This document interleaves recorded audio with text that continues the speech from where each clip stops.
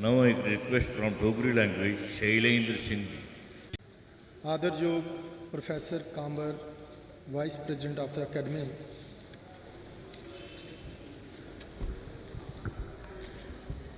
and all my friends, let me begin by expressing my gratitude to the Sahitya Academy for bestowing upon me this award. The gratitude that I am conveying is not just my own, but also the millions who speak Dogri. Ladies and gentlemen, I am not a writer by profession or training. I am a civil engineer by training and opted police as my profession. However, I have always taken interest in matters that pertain to socio-economic conditions that prevail in our society, particularly the region that I am from, that is Jammu. I am aware that when people talk about Jammu and Kashmir, they are more often than not talking about Kashmir. There are, of course, good reasons for this, not the least the militancy that affected the valley for over 2 decades, which naturally made it the focus of attention. But even before the onset of militancy, the beauty of Kashmir and its culture that caught hold of and grew on the tourists that ensured the centrality of Kashmir as far as the state was concerned. This was and remains true whether it is the cuisine, the arts and the crafts for more discerning individuals, the vibrant literature of the valley. Jammu, in contrast, has always been more insular in spite of receiving many times the number of tourists that the valley receives, thanks to the shrine of Shri Mata Vaishno Devi Ji. Jammu has not able to make a place for itself in the consciousness of those who reside outside the state. This is because on the literary front, novel writing came late to Jammu, at least where Dogri literature is concerned. Thus, unlike other regional languages with a long history and that also got translated into other languages, Dogri did not and Jammu did not quite figure in the consciousness of either the masses or the intellectuals.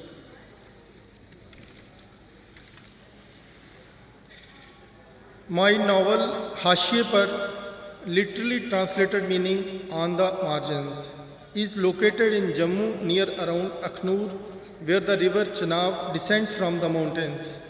Hashiye Par describes the life and struggle of Madan and his family, members of a Jivar caste, a socially disadvantaged community, but one that is not covered by reservations. Madan's story and that of his family has been one of the enduring poverty. The friction and the humiliation of caste injustices how now no longer that open, but as it used to be in the Madan's childhood when the local landlord pilloried Madan's father for thinking of educating the Madan. Madan too is not well treated by his acquaintances or those in positions of authority.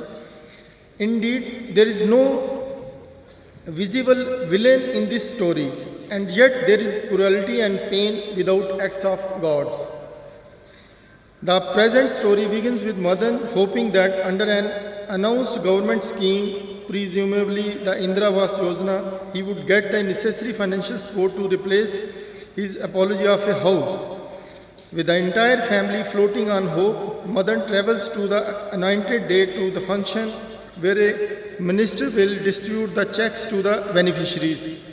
Madan, to his dismay, finds his name missing from the list of beneficiaries despite his obvious poverty. This is a story that has been repeated in Madan's life with unending regularity, and each time it seems nobody was at fault, not the government officials who followed the letter of the law and the regulations to the letter. One of the state's epochal moments has been, state means Jammu and Kashmir, has been the land reforms program, the only in the country that the Sher-e-Kashmir Sheikh Abdullah's government implemented. Madan, who had no land, remained landless. There was, as is civilly explained to him, no foul play. After all, the land reforms program was a land to the tiller program, but the job given to the Madan by the local landlord was to ensure that none of the farmlands tillers went thirsty. As a job, it was no less difficult than that of the tillers. But since Madan was not a tiller, Madan would not get land. Similarly, schemes after schemes fails to benefit Madan. Sometimes his name is not on the list of the beneficiaries because he was not present at his house when the enumerators stopped by. The Manrega meant for persons like him pays him by check, ostensibly to stop illegal siphoning off by the contractors, but the Madan does not have a bank account. Given his poverty, he never saw any reason to open one. Madan's decades of despair seems to be all the more cruel as it is always preceded by the hope. In the absence of villains, there is no person or persons he can focus his anger and frustrations on. Madan and his family therefore are forced to endure. Deliverance comes to Madan not from the state in the form of some welfare scheme or some Samaritan, but through the efforts of his son who does sufficiently well in the entrance examinations to be admitted to a premier engineering college. So the light at the end of the tunnel is not instant. Excuse me.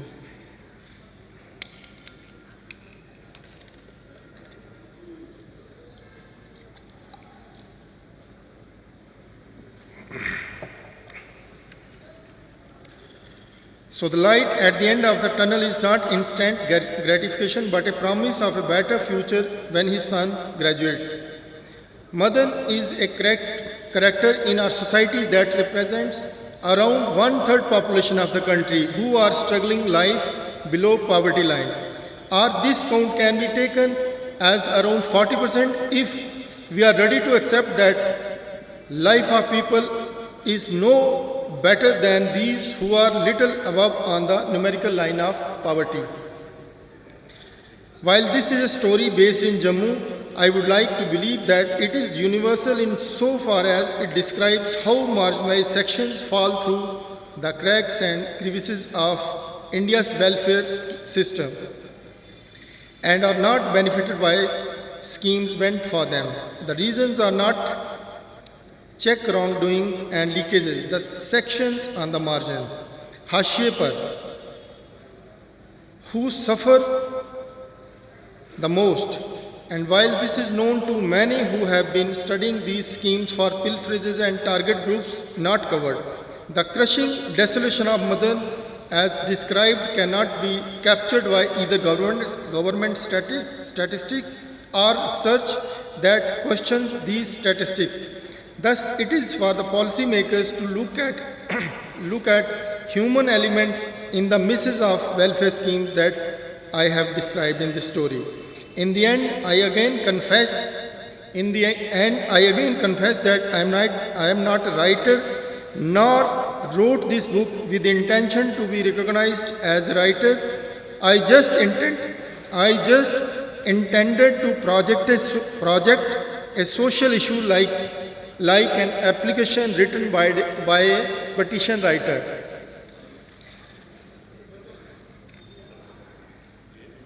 Sevadani, my second novel too, has been a projection of the issue of exploitation of children. I am grateful to Shri Suman Sharma's translation, which I think does justice to my story in two major ways. The first is to provide a brief but relevant history of Dogri literature in the introduction, and the second is to translate the story in such a way that the universality of the theme, notwithstanding the flavor of Jammu, that is the location of the story, comes through strongly and yet naturally. Thanks to Oxford University Press for throwing this story open to the world for reading by translating the book and publishing in English as Hashi for a Tree to Grow. I once again thank the Sahitya Academy not only for being conferred with the prestigious award but also for the central theme of my novel having got the recognition and encouragement from the highest literary body in the country. तुंदा सारें दा मता मता धन्नवाद। Thank you.